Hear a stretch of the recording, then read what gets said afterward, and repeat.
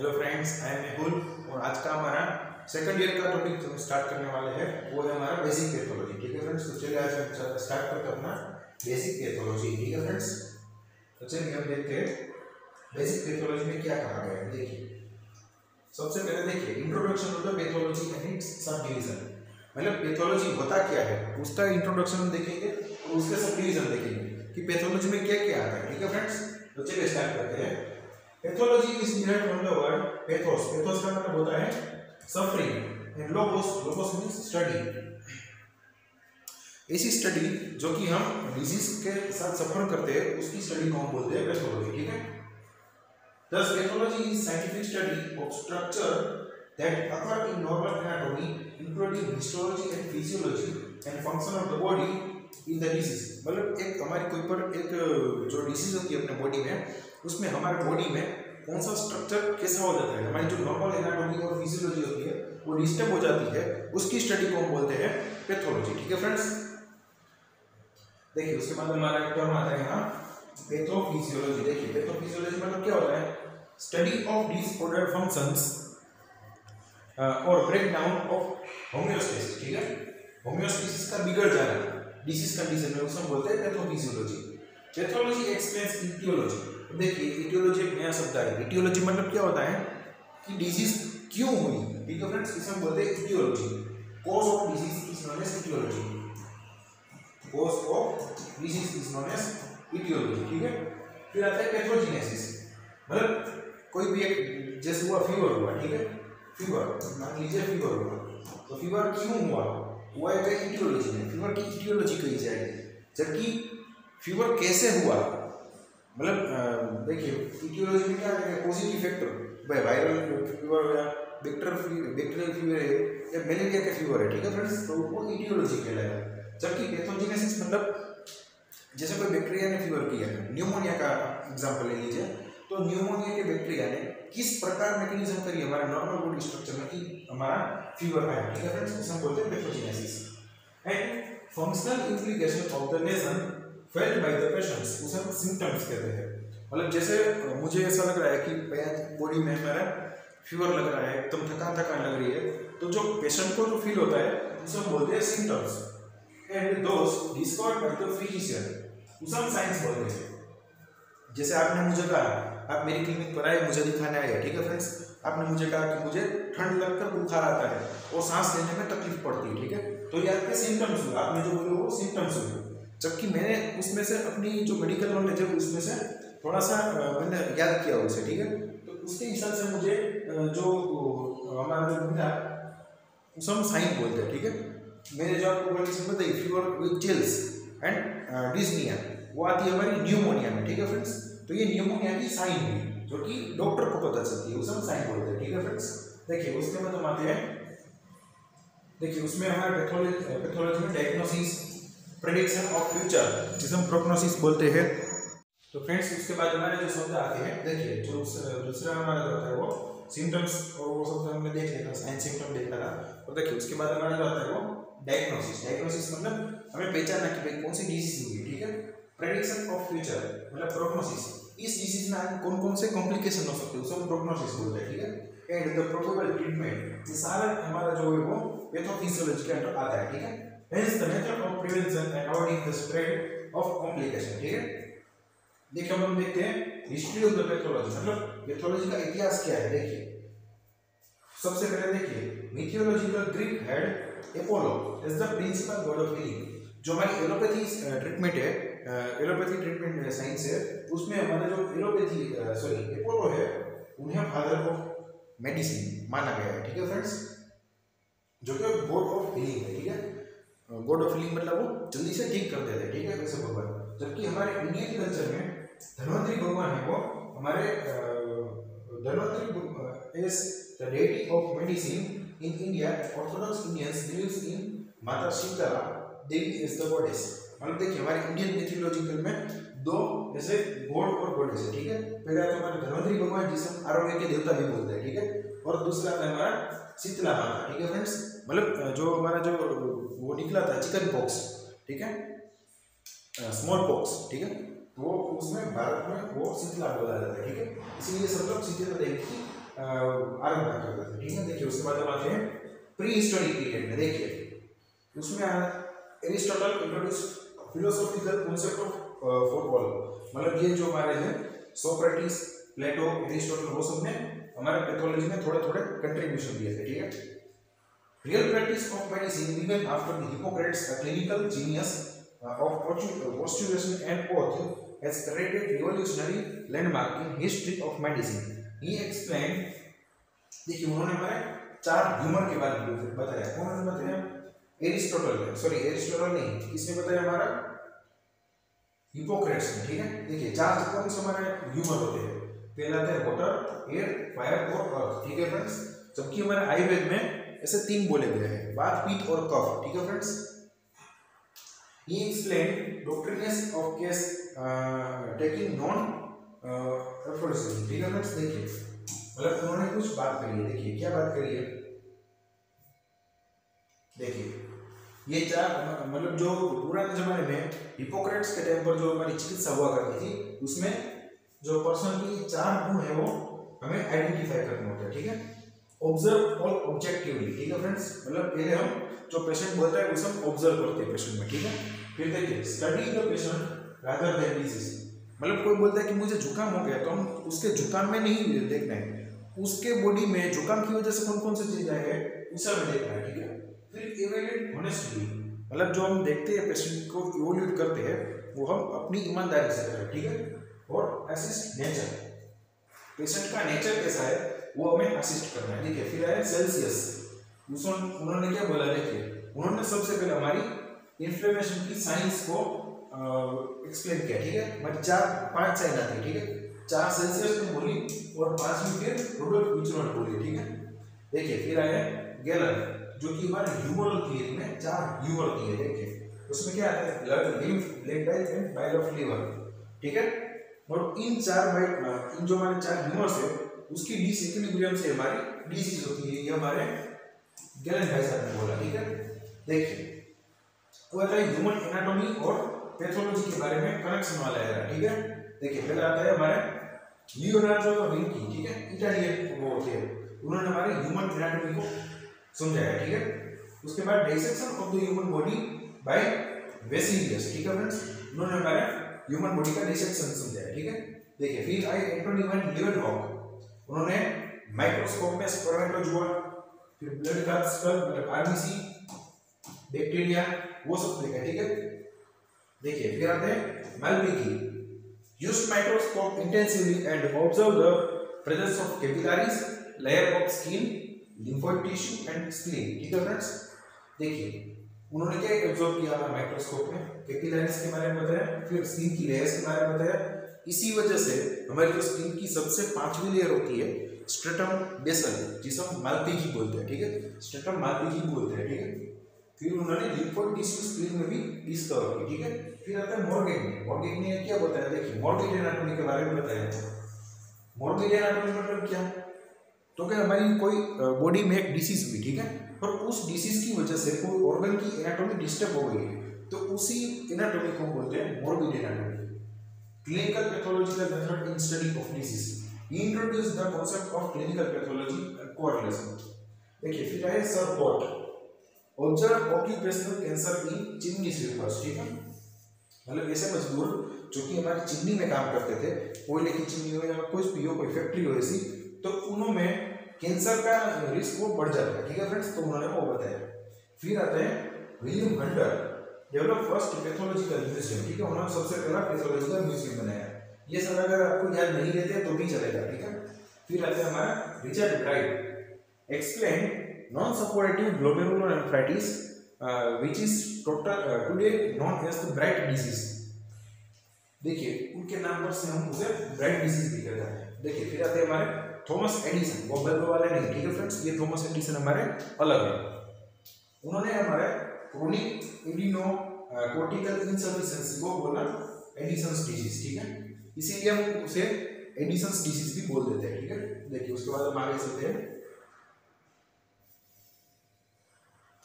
देखिए Thomas Hodgkin, जिसके नाम पर हम हॉजकिन डिजीज या हॉजकिन लिम्फोमा भी पहचानते हैं, ठीक है। देखिए फिर आते हैं बाइचेट, जनरल एंड सिम्टोमेटिक पैथोलॉजी को उन्होंने सिस्टमेटिक पैथोलॉजी को उन्होंने समझाया, ठीक है। फिर आते हैं आरटी लिनेक्स, ठीक है।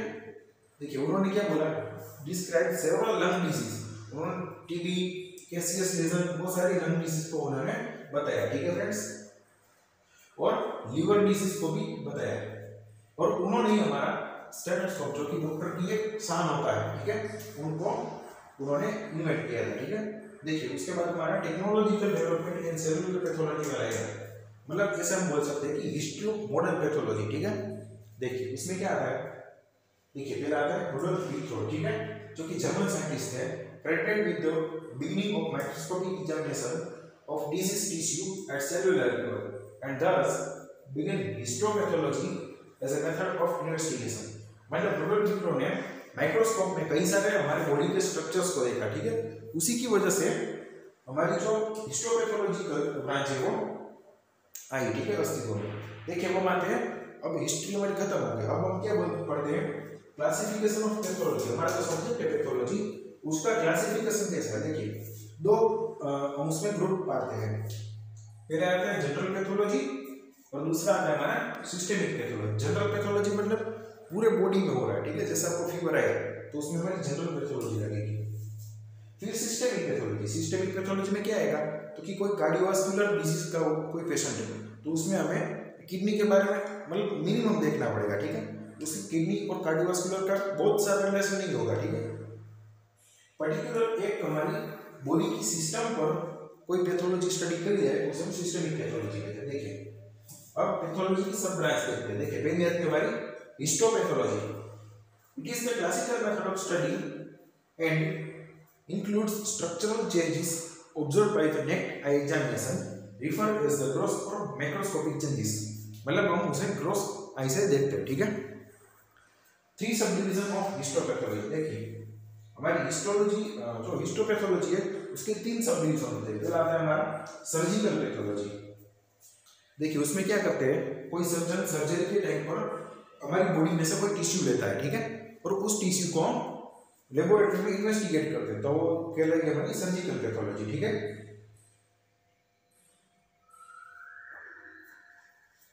देखिए उसके बाद अब आगे चलते हैं। देखिए फिर उसका दूसरा डिवीजन आएगा हमारा फोरेंसिक पैथोलॉजी, ठीक है, उसे हम ऑटोस्कोपी वर्क भी बोलते हैं।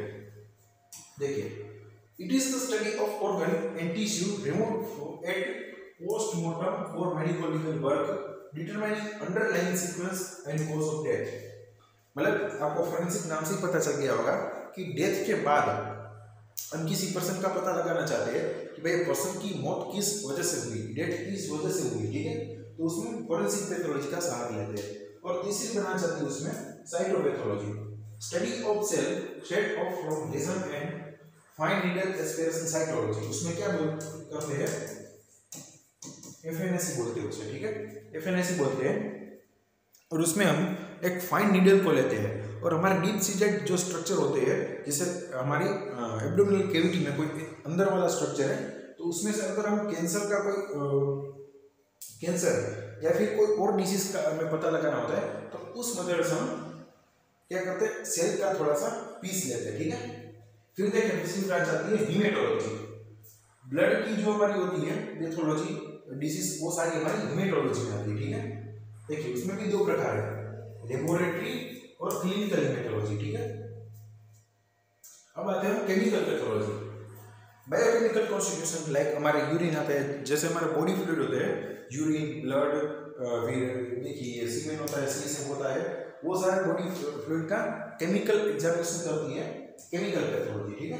फिर आती है immunology, deals with the detection of abnormalities in immune system of the bodies, compresses immunology and इम्यूनोपैथोलॉजी, ठीक है।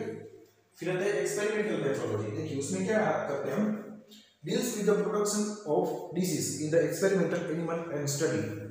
जैसे मुझे स्टडी करनी है कि भाई HIV में कौन कौन से चेंज होते हैं, तो मैं कोई जो एक्सपेरिमेंटल एनिमल होते हैं लाइक चूहे, माइस होते हैं, ठीक है फ्रेंड्स, तो उसमें मैं स्टडी करूँगा, उस चूहे को मैं HIV करवा दूंगा और फिर मैं स्टडी करूँगा, ठीक है, तो वो कहलाएगी हमारी एक्सपेरिमेंटल पैथोलॉजी। फिर आती है जियोग्राफिक पैथोलॉजी। मतलब कोई एक जगह है उसके रिलेटेड कोई डिजीज हो रही है, जैसे इंडिया में मोटापा, ठीक है फ्रेंड्स, ओबेसिटी हो रही है, तो सब जियोग्राफी पैथोलॉजी में पढ़ते हैं। फिर आता है मेडिकल जेनेटिक्स, उसमें हम जेनेटिक्स के लेवल पर जाकर एक कोई डिजीज को समझते हैं, ठीक है, और उसका डेवलपमेंट और उसकी ट्रीटमेंट के बारे में समझते हैं, तो उससे हम बोलते हैं मेडिकल जेनेटिक्स। फिर आता है molecular pathology, detection and diagnosis of abnormalities at the level of DNA of cell, genes में क्या लिखा है, ठीक है, उसके आधार पर उसकी ट्रीटमेंट करेंगे। देखिए उसके बाद हम आते हैं सिस्टेमिक पैथोलॉजी की ब्रांचेस। देखिए पहली आती है हमारी कार्डियक सिस्टम पैथोलॉजी, उसमें हमारी हार्ट और ब्लड वेसल दोनों की पैथोलॉजी शामिल रहेगी, ठीक है। फिर आती है रेस्पिरेटरी सिस्टम पैथोलॉजी, लंग्स, मतलब देखिए जो हमारे वेंटिलेशन के काम में आता है, जैसे नोज हो गया, नेसोफेरिंक्स, फिर लेरिंक्स हो गया, ग्लोटिस, ट्रेकिया, लंग्स, ये सारे की हम इसमें देखेंगे, ठीक है। फिर नर्वस सिस्टम पैथोलॉजी, उसमें हम ब्रेन और नर्व्स की पैथोलॉजी के बारे में देखेंगे। फिर आता है गैस्ट्रोइंटेस्टाइनल सिस्टम पैथोलॉजी, उसमें हम disease of oesophagus, stomach, hepatobiliary system और इंटेस्टाइन के बारे में देखेंगे। फिर आता है नेफ्रोलॉजी, नेफ्रोलॉजी में सिर्फ किडनी की डिजीज ही देखेंगे, ठीक है फ्रेंड्स, सिर्फ और सिर्फ किडनी की डिजीज हम नेफ्रोलॉजी में देखेंगे। तो आप बोलोगे कि हमारे यूरिन और वो सब कहाँ जाएगा, ठीक है, तो देखिए वो भी कहा गया है, देखिए उसे कहा गया है यूरिनोजेनिटल सिस्टम में। देखिए इसमें से डिजीज ऑफ किडनी हटा देना, क्योंकि हमने नेफ्रोलॉजी में पहले ही देख लिया, ठीक है। यूरिनोजेनिटल सिस्टम में देखते हैं यूरेटर की स्टडी, ब्लैडर एंड जेनिटल और रिप्रोडक्टिव ऑर्गन की स्टडी देखते हैं, ठीक है। और गायनेकोलॉजी में हम देखते हैं फीमेल रिप्रोडक्टिव ऑर्गन की स्टडी। मस्कुलोस्केलेटल सिस्टम में देखते हैं हम disease of muscle, bone, connective tissue and tendon ligament, ठीक है। डर्मेटोलॉजी में स्किन, हेयर और नेल की पैथोलॉजी, और ओनियोलॉजी में ये ओनियोलॉजी ले होगा, ठीक है, ओंकोलॉजी में, ओंकोलॉजी में हम देखते हैं ट्यूमर और नियोप्लेजिया की स्टडी देखते हैं, ठीक है फ्रेंड्स। देखिए अब हमारा बेसिक पैथोलॉजी वाला चैप्टर कंप्लीट होता है, ठीक है। देखिए अब हम आते हैं introduction to cell injury and cellular adaptation, दूसरा चैप्टर होता है। देखिए वो क्या कहता है, देखिए पहले ये हमारे सेल के बारे में बताया गया है कि भाई सेल का स्ट्रक्चर कैसा होता है, इसमें न्यूक्लियस होता है, सेल मेम्ब्रेन होता है, जो कि हम 11th-12th में पढ़ चुके हैं, ठीक है। तो मैं आपको ये स्किप कर रहा हूँ, ठीक है फ्रेंड्स। देखिए आप यहाँ से पढ़ सकते हैं, देखिए आप पढ़ लेना ये वाला, ठीक है। देखिए हम आगे बढ़ते हैं, देखिए तो यहाँ से हमारी चालू हुई, देखिए इंजरी। एक सेलुलर इंजरी को हम कैसे डिफाइन करते हैं, देखिए an injury can be defined as damage inflicted on the body by an external force. It can also be explained as the accident that result in physical damage or hurt. मतलब injury क्या करती है, physical damage करती है या तो hurt करती है, ठीक है फ्रेंड्स। कोई भी इंजरी हो, देखिए इंजरी के सिनोनिम है हार्म, हर्ट, ट्रॉमा और वुंड।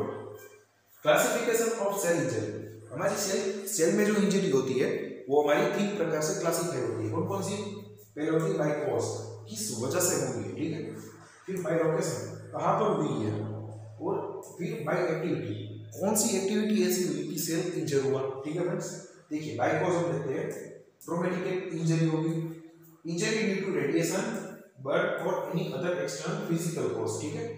फिर आता है इंजरी फ्रॉम इन्फेक्शन, कोई ऐसे बैक्टीरिया होते हैं जो कि एंडोटॉक्सिन रिलीज करते हैं, तो उसमें भी हमारी इंजरी हो जाती है, ठीक है। फिर injury due to cancer, injury secondary due to disease, जैसे कोई HIV हो गया, ठीक है फ्रेंड्स। आप HIV का एग्जांपल ले लीजिए, वो एक डिजीज हो गई, तो उसके सेकेंडरी, उसके अलावा उसमें क्या होता है, जो हमारी जो इम्यून सिस्टम होती है वो सप्रेस हो जाती है, तो उसमें से कई सारे रेस्पिरेटरी, हमारे न्यूमोनिया हो गए, वो सब डेवलप हो जाते हैं, ठीक है।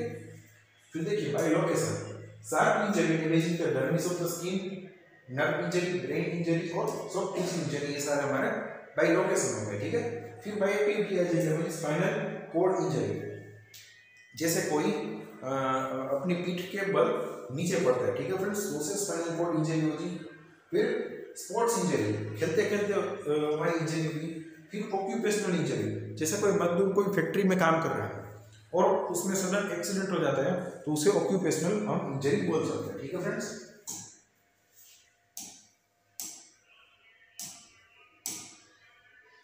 देखिए उसके बाद हम आते हैं सेल इंजरी के बारे में। देखिए अब यहाँ से हमारा स्टार्ट होता है सेल इंजरी, ठीक है। The variety of stress a cell encounters as a result due to damage due to change in the its internal and as well as its external environment, ठीक है फ्रेंड्स। देखिए क्या कहना चाह रहा है, बहुत ही कॉम्प्लिकेटेड करके उन्होंने हमारी डेफिनेशन दी है। देखिए क्या बोल रहे हैं, देखिए वो सेल में कोई ऐसी इंजरी जो उसके इंटरनल एनवायरनमेंट और एक्सटर्नल एनवायरनमेंट को चेंज करती हो, उसे हम सेल्यूलर इंजरी बोलते हैं, ठीक है। देखिए in 1859 Virchow first established the cellular theory of disease। उन्होंने सबसे पहले हमारी सेल्यूलर थियरी ऑफ डिसीज दी, मतलब वो बोले कि पहली बार कि हमारे सेल की वजह से भी इंजरी हो सकती है, ठीक है। सेल की इंजरी की वजह से भी डिजीज हो सकती है, ठीक है। In his concept, the disease occurs due to abnormalities at the level of cell. Most form of disease begin with the cell injury followed consequence loss of function। देखिए हम सब जानते हैं। देखिए पहले क्या होगा, देखिए मैं आपको चार्ट करके समझाता हूँ। ये कोई सेल हो गया, ठीक है। अब कोई स्ट्रेस है, इस मतलब स्ट्रेस, और ये हमारा सेल हो गया, ठीक है। और स्ट्रेस ऐसा है कि वो सेल अपने से बियर कर सकता है, ठीक है, उसे बर्दाश्त कर सकता है, तो हो जाएगा हमारी रिवर्सिबल सेल इंजरी।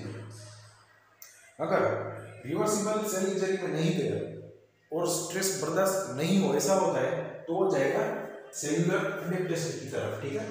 और एडेप्टेशन भी नहीं कर पाया तो वो क्या करेगा, इरिवर्सिबल सेल इंजरी, ठीक है। और इरिवर्सिबल सेल इंजरी होती है, उसका फाइनल प्रोडक्ट होता है सेल डेथ, ठीक है फ्रेंड्स। देखिए ये जो दो स्टेप है हमारे, सबसेल्यूलर चेंज और इंटरसेल्यूलर एक्यूमुलेशन, वो हमारे रिवर्सिबल की कैटेगरी में आते हैं, ठीक है।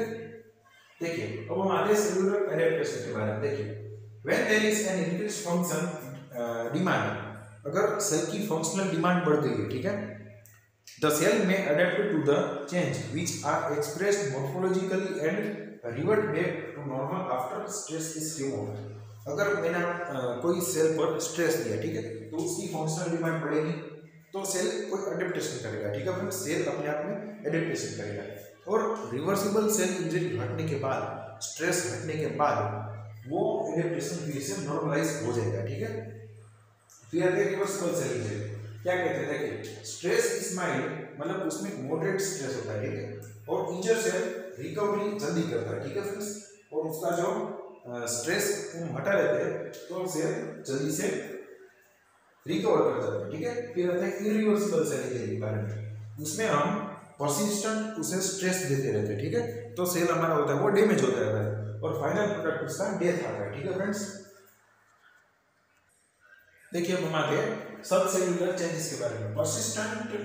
persistence of the residual effect of reversible cell injury in a cell as evidence of cell injury as the subcellular level।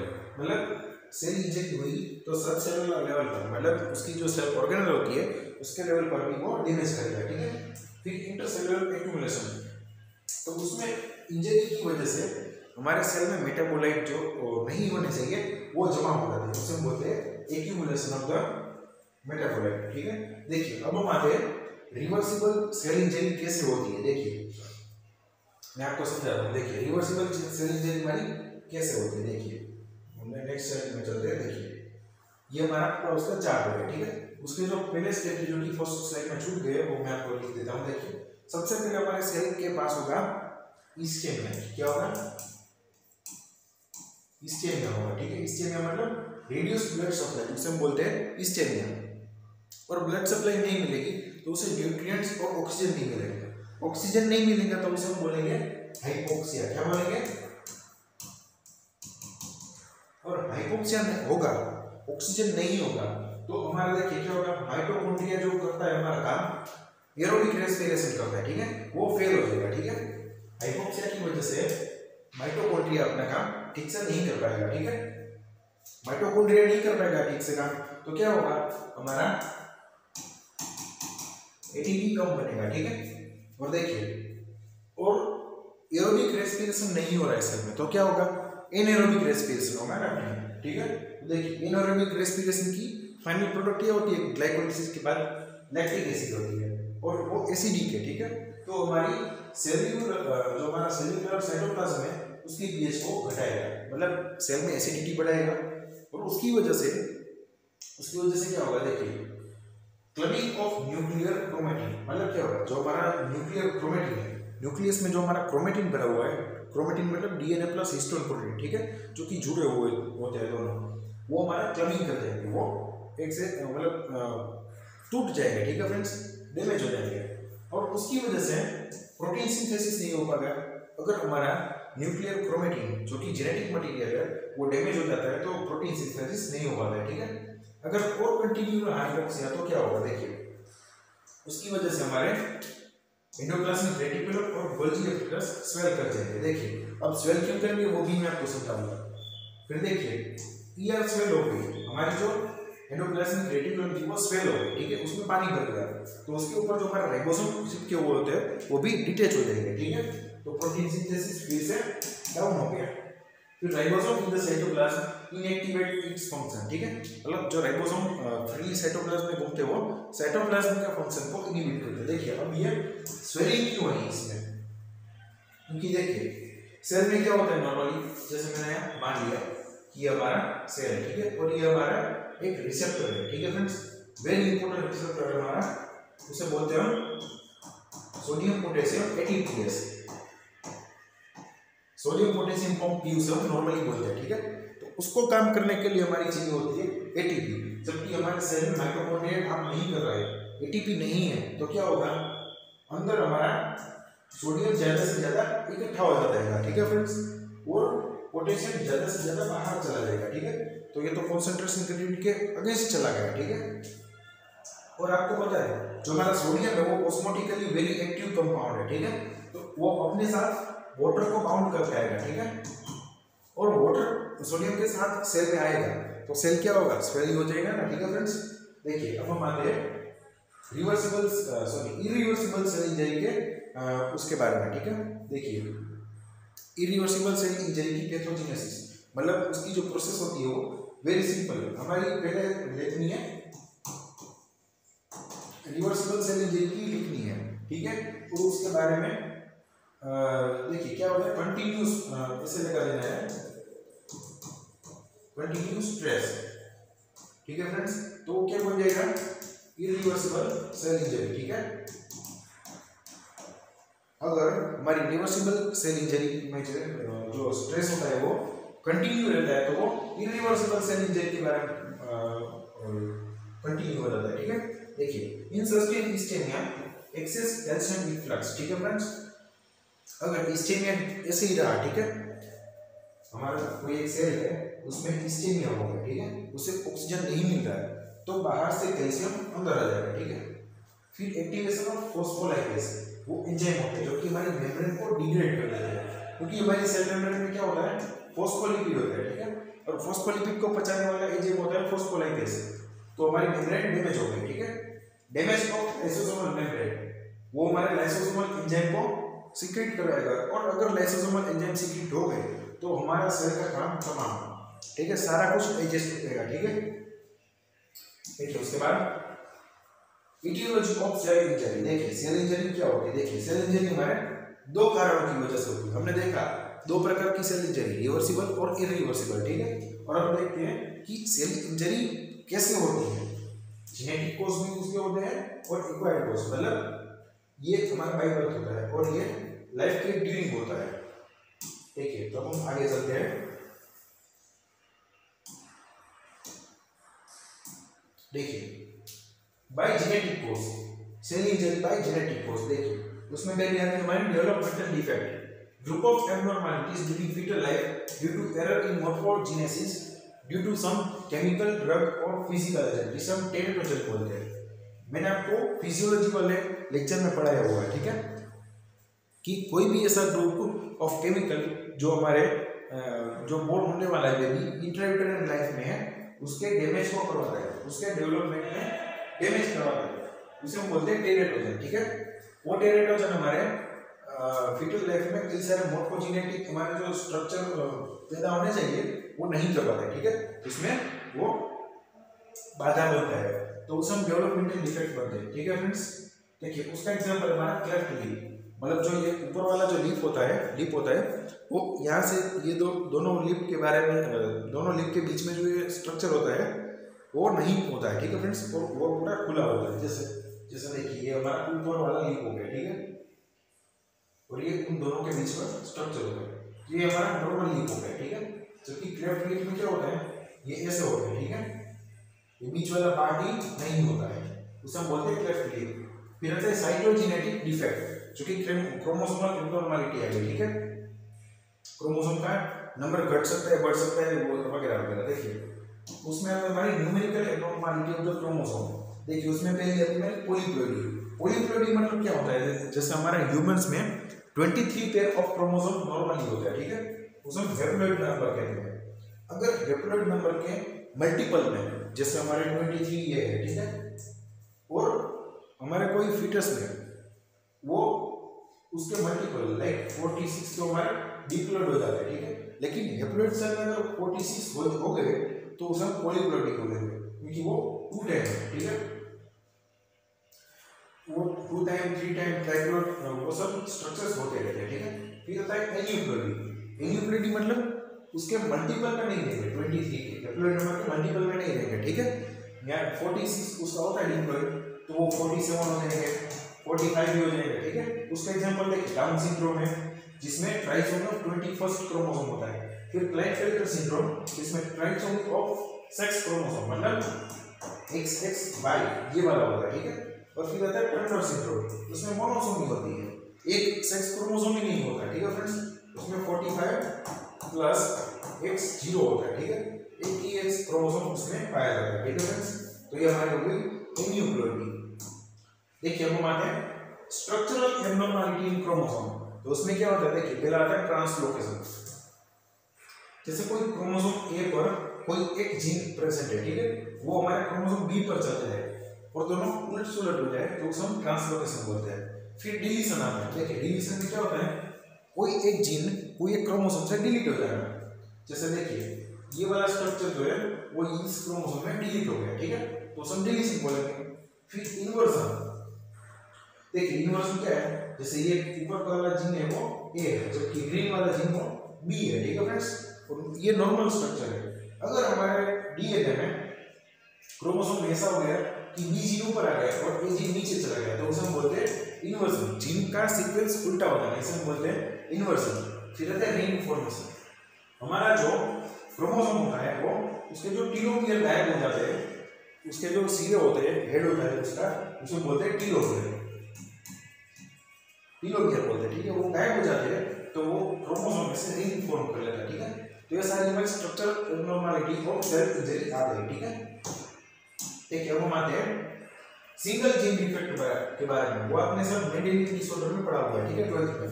Point mutation, nonsense mutation, frameshift mutation और trinucleotide repeated mutation सब आते हैं, ठीक है। फिर inherit pattern, जैसे dominant recessive gene हो गया, autosomal dominance, autosomal recessive, X link disorder, Y link disorder आपने सब पढ़ा होगा, ठीक है। ठीक है, फिर मल्टीफैक्टोरियल इनहेरिटेंस, जिसमें कई सारे फैक्टर काम करते हैं। जैसे अगर मुझे डायबिटीज हुआ, ठीक है फ्रेंड्स, बचपन से डायबिटीज है, तो वो मेरे जेनेटिक्स में हो सकता है, मेरी जियोग्राफी की वजह से हो सकता है, मेरी फिजियोलॉजिकल पैथोलॉजिकल कंडीशन की वजह से ये सब हो सकता है, ठीक है। देखिए अब आते हैं हम सेल हमारी जो इंजरी होती है उसके एक्वायर्ड कोज पर। एक्वायर्ड मतलब हमारी लाइफ के दौरान आते हैं, ठीक है। उसमें पहला आता है हमारा हाइपोक्सिया। हाइपोक्सिया क्या करता है, वो हमारे सेल में, आप ऐसा याद रखिए कि वो हमारे एनारोबिक रेस्पिरेशन को स्टार्ट करता है। हाइपोक्सिया मतलब decrease oxygen concentration in blood और टिश्यू, ठीक है। देखिए और हाइपोक्सिया का क्या कारण है, इस्चेमिया। इस्चेमिया मतलब reduce blood supply to a organ which will ultimately convert into the hypoxia of that organ, ठीक है।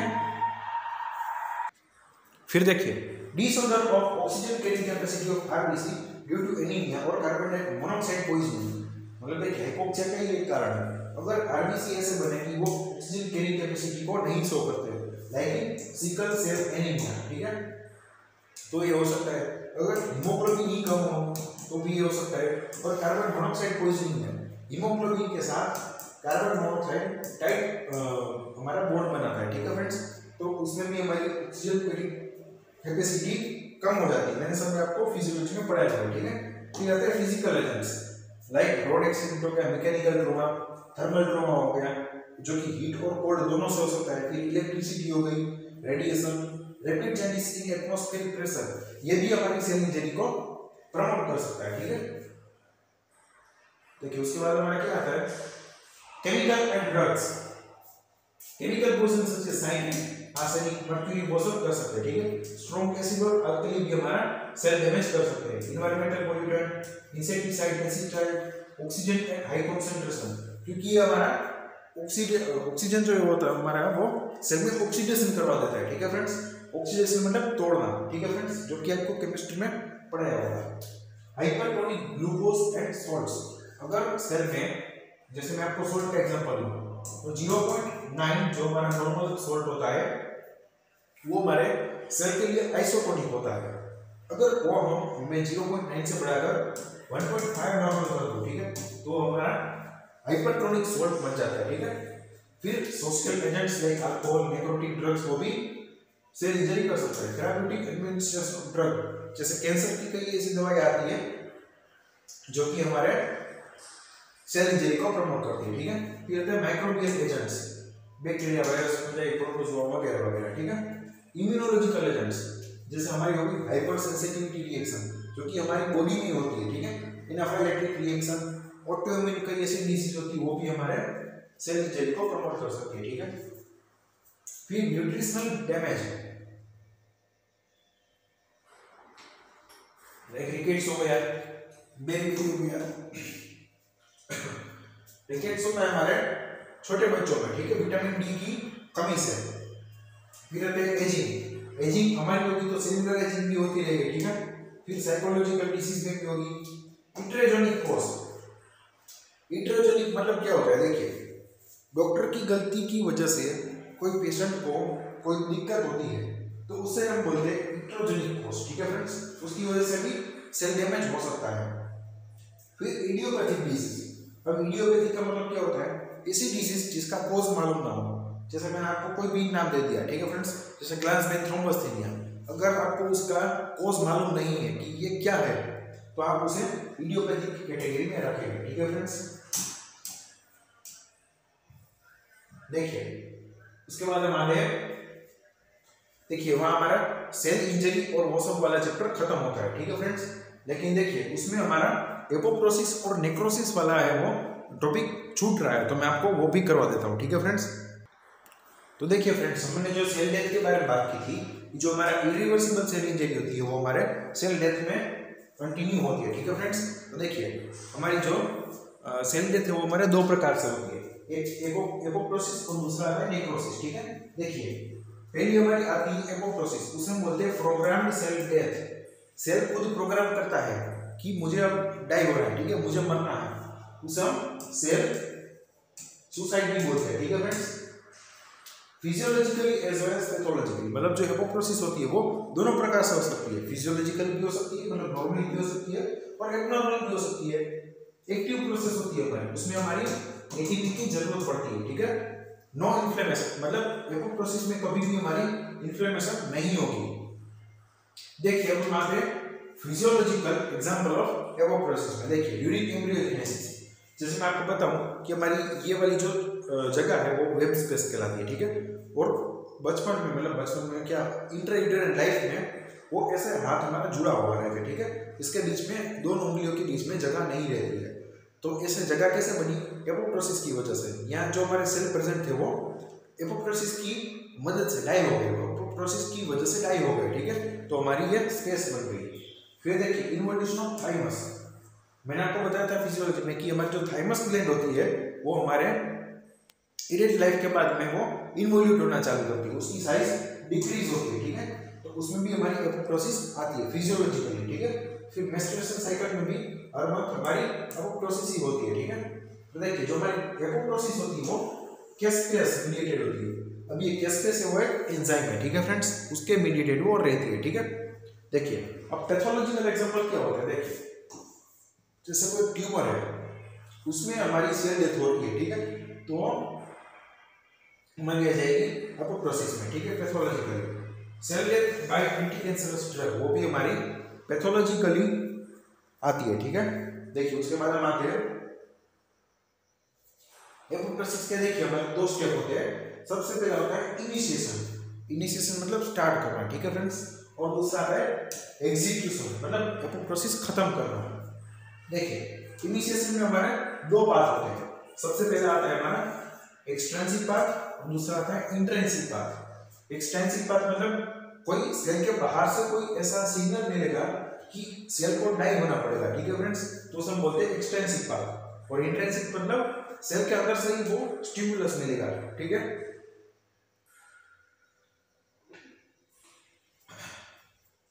एक्सट्रिंसिक पार्ट को हम बोलते हैं डेथ रिसेप्टर पार्ट, ठीक है फ्रेंड्स, क्योंकि इसमें जो हमारा बाहर से जो स्टिमुलस आता है वो एक रिसेप्टर के पास आता है, उसे हम बोलते हैं फास्ट रिसेप्टर, या तो हम बोलते हैं उसे CD95 रिसेप्टर, ठीक है फ्रेंड्स। उसकी वजह से हम उसे बोलते हैं डेथ रिसेप्टर पाथवे। जबकि इंट्रिंसिक पाथवे होता है उसे माइटोकॉन्ड्रियल पाथवे बोलते हैं, ठीक है। अब ये क्यों बोलते हैं मैं आपको आगे पढ़ाऊंगा। देखिए हम पहले देखते हैं इंट्रिंसिक पाथ ऑफ एपोप्टोसिस, ठीक है। देखिए ये पूरा एक सेल होता है, ठीक है, ये मैंने जहां ड्रॉ किया है वो पूरा एक सेल होता है। देखिए उसमें क्या होगा, फास्ट लिगेंड आएगा। फास्ट लिगेंड मतलब ऐसा लिगेंड, ऐसा केमिकल जो कि हमारी एपोप्टोसिस को स्टिमुलेट करता है, ठीक है, एपोप्टोसिस को इनिशिएट करता है सेल में, जो कि एक्सट्रिंसिकली है सेल के बाहर से, इसलिए हमने उसे बोला एक्सट्रिंसिक पाथ में, ठीक है। और कहाँ आएगा first ligand, CD95 death receptor के पास आएगा, ठीक है। और वो क्या करेगा, हमारे सेल में कैस्पेस मैंने आपको बताया था, ठीक है फ्रेंड्स, कैस्पेस वो प्रोकैस्पेस की अवस्था में रहते हैं, मतलब इनएक्टिव फेज में रहते हैं, ठीक है। कौन कौन से 8 और 10, वो उसे FAD की मदद से कैस्पेस 8 और 10 में कन्वर्ट करेगा, मतलब ये हमारे एक्टिव कैस्पेस हो गए, ये कैस्पेस हमारे एक्टिव हो गए। और अगर कैस्पेस एक्टिव हुए तो क्या होगा, हमारा एपोप्टोसिस हो जाएगा, ठीक है। ये हमारा पूरा हो गया एक्सट्रिंसिक पाथवे। देखिए उसके बाद हम आते हैं अपना intrinsic pathway of the apoptosis के बारे में। देखिए ये क्यों होता है, स्ट्रेस की वजह से होता है, ठीक है। इरिवर्सिबल सेल इंजरी आ गई, स्ट्रेस हो गया तो इंट्रिंसिक पाथवे भी चालू हो जाएगा, ठीक है। देखिए अभी दो टर्म आती है, प्रोएपोप्टोटिक जीन और एंटी एपोप्टोटिक जीन। प्रोएपोप्टोटिक जीन मतलब वो जीन जो हमारे एपोप्टोसिस के इनिशिएशन करवाते हैं, ठीक है, एपोप्टोसिस में वो पार्टिसिपेट करते हैं, जिसका एग्जांपल है BAC, BAX, BCLXS और P53 जीन, ठीक है। जबकि देखिए एंटी एपोप्टोटिक जीन जो कि एपोप्टोसिस को रोकते हैं वो आते हैं हमारे BCL2, MCL1, BCLXL, यहाँ पर XL है क्योंकि यहाँ पर XS है, ठीक है। देखिए अभी इंट्रिंसिक पाथ हम इस एक सेल की डायग्राम से समझते हैं। देखिए ये हमारा पूरा एक सेल हो गया। देखिए उसमें हमारा होता है माइटोकॉन्ड्रिया, क्योंकि हम बोलते हैं इंट्रिंसिक पाथवे को माइटोकॉन्ड्रियल पाथ भी बोलते हैं। क्यों बोलते हैं, क्योंकि वो माइटोकॉन्ड्रिया से इनिशिएट होते हैं, ठीक है। देखिए यहाँ मैंने आपको माइटोकॉन्ड्रिया बना के रखा है, ठीक है। ये वाला पूरा माइटोकॉन्ड्रिया में अगर आपको पता हो तो इलेक्ट्रॉन ट्रांसपोर्ट चेन होती है, ठीक है।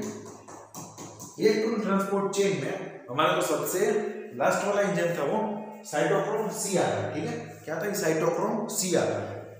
वो साइटोक्रोम C हमारे माइटोकॉन्ड्रिया की आउटर मेम्ब्रेन को क्रॉस करके बाहर निकल जाएगा। कहाँ आ जाएगा, साइटोप्लाज्म में। साइटोप्लाज्म में वो एक प्रोटीन होता है APAF1, उसके साथ जुड़कर एपोप्टोसोम बनाता है। साइटोप्लाज्म में क्या बनाता है, वो एपोप्टोसोम बनाता है। और एपोप्टोसोम में वो प्रोकैस्पेस 9 को कैस्पेस 9 में एक्टिवेट करते हैं और कैस्पेस 9 में वो हमारी सेल में एपोप्टोसिस करवाती है। तो ये हमारा इंट्रिंसिक पाथ भी कंप्लीट हो गया, ठीक है। देखिए अब हम आते हैं एग्जीक्यूशन। अब एग्जीक्यूशन मतलब टर्मिनेशन ऑफ द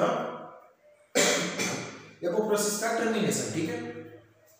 देखिए उसमें हमने जो कैस्पेस एक्टिवेट किए थे एक्सट्रिंसिक और इंट्रिंसिक पाथ में, वो हमारे फॉस्फोलाइपेज, प्रोटीएसिस और एंडोन्यूक्लियस एंजाइम को एक्टिवेट करेंगे, ठीक है। और वो सारे हमारे प्रोटीन फिर आ जाएगा हमारा लिपिड, और जो हमारे जेनेटिक मटेरियल है DNA RNA उसे डाइजेस्ट करेगा, ठीक है। It will digest the cellular materials and उसकी वजह से हमें क्या होगा, देखिए जैसे ये हमारा सेल हो गया, ठीक है। यहाँ सारे सेल के स्ट्रक्चर पढ़े, ठीक है। और ये सारे एंजाइम हमारे एक्टिवेट हो गए, तो सेल में देखिए अब ऐसे चेंजेस आएंगे।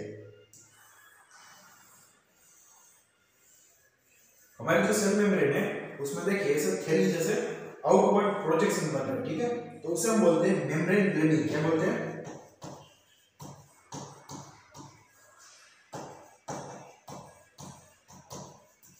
मेम्ब्रेन ब्लेमिंग बोलते हैं, ठीक है फ्रेंड्स उसे। और उसकी वजह से ये देखिए मैंने यहाँ पर ये जो हमारी वो वेसिकल होती है वो अलग पड़ जाती है, ठीक है। उस वेसिकल को हम बोलते हैं एपोप्टोटिक बॉडी। और एपोप्टोटिक बॉडी के ऊपर ऐसे हमारे रिसेप्टर होते हैं जो कि मैक्रोफेजेस और सारे इम्यून सेल को अपनी तरफ अट्रैक्ट करते हैं और वो उसे खिला देते हैं, ठीक है फ्रेंड्स। मतलब मैक्रोफेजेस और सारे इम्यून सेल अपनी एपोप्टोटिक बॉडी होती है उसे डाइजेस्ट कर लेते हैं बाय फेगोसाइटोसिस, ठीक है फ्रेंड्स। तो यहाँ हमारा एपोप्टोसिस खत्म होता है, ठीक है। और देखिए अब हमारा जो लास्ट वाला टॉपिक है वो नेक्रोसिस है, ठीक है। देखिए नेक्रोसिस है वो हमारा पैथोलॉजिकली होता है, ठीक है। वो कभी भी फिजियोलॉजिकल नहीं होगा। और नेक्रोसिस में हमारा इन्फ्लेमेशन भी स्टार्ट हो जाता है। क्या होता है? हमारा इन्फ्लेमेशन भी स्टार्ट हो जाता है at the time of necrosis. देखिए अब नेक्रोसिस क्यों होता है? क्योंकि एटीपी हमारे सेल में कम होता है। फिर डैमेज इन सेलुलर मेम्ब्रेन, अगर सेल पर इरिवर्सिबल सेल इंजरी बहुत ज्यादा हो गई हो तो नेक्रोसिस हो सकता है, ठीक है। नेक्रोसिस के हमारे 5 टाइप है। देखिए पहला टाइप हमारा कोगुलेटिव, ठीक है। Coagulative necrosis. फिर आता है लिक्विफेक्टिव, लिक्विफेक्टिव नेक्रोसिस। फिर आ जाएगा हमारा फैट नेक्रोसिस। फिर आएगा फिब्रिनोइड नेक्रोसिस। फिर आएगा हमारा कैसियस नेक्रोसिस, कैसियस नेक्रोसिस, ठीक है फ्रेंड्स। ये सारे हमारे 5 हमारे नेक्रोसिस के टाइप हो गए, ठीक है फ्रेंड्स। तो यहाँ हमारा जनरल पैथोलॉजी वाला लेक्चर खत्म होता है, ठीक है फ्रेंड्स। Thank you.